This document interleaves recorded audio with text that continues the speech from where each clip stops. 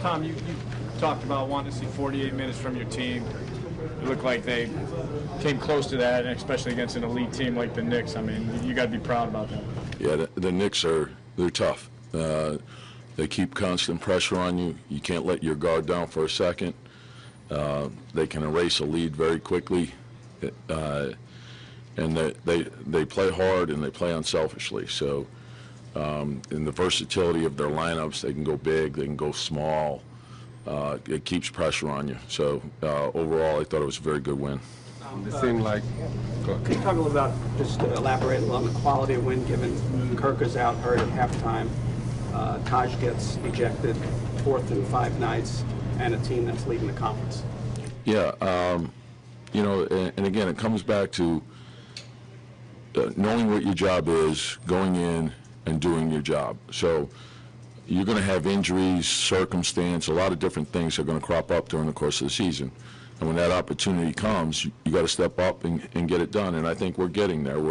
There's still a lot of things that we need to improve upon, but we're moving in the right direction. I thought, you know, we had to play small some with Taj going out.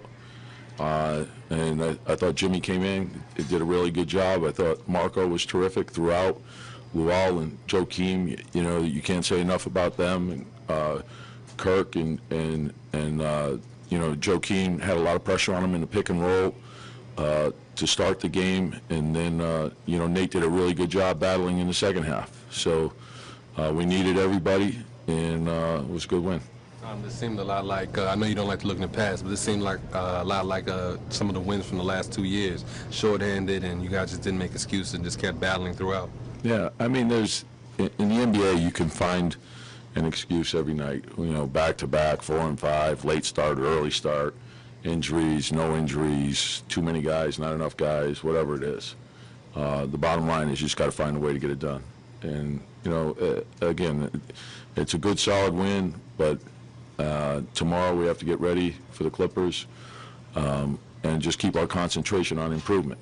I don't want them looking back. I want them looking ahead. The Clippers popped us pretty good out there, so we got to be ready. What happened with Heinrich?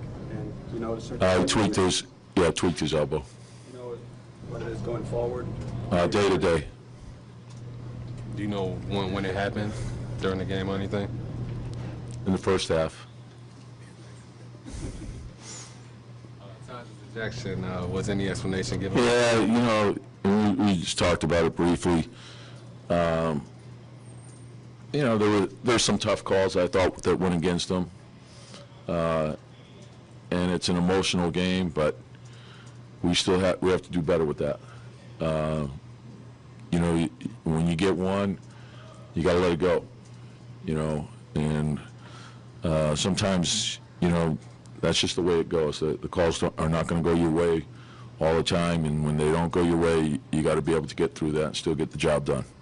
How do you feel about your defense? It's a team that had been shooting a lot of threes, and it seemed like you were able to run them off the three-point line recently well. Yeah, no, and they keep constant pressure on you because of, you know, I think Kidd and Felton, the way they played the pick and roll and Prigioni.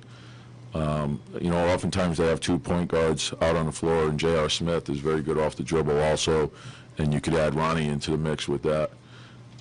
So their dribble penetration, their spacing is outstanding. Chandler is, you know, a load going to the rim, so you got to take care of that. You know, but when you're playing against them, you have to be able to do more than one thing. So you have to take care of the ball and react out, cover the line, and then there's, you know, a lot of long rebounds that you got to chase down. And so you need everyone to get in there. How do you like the way Noah and Deng finished the game, you know, given the circumstances?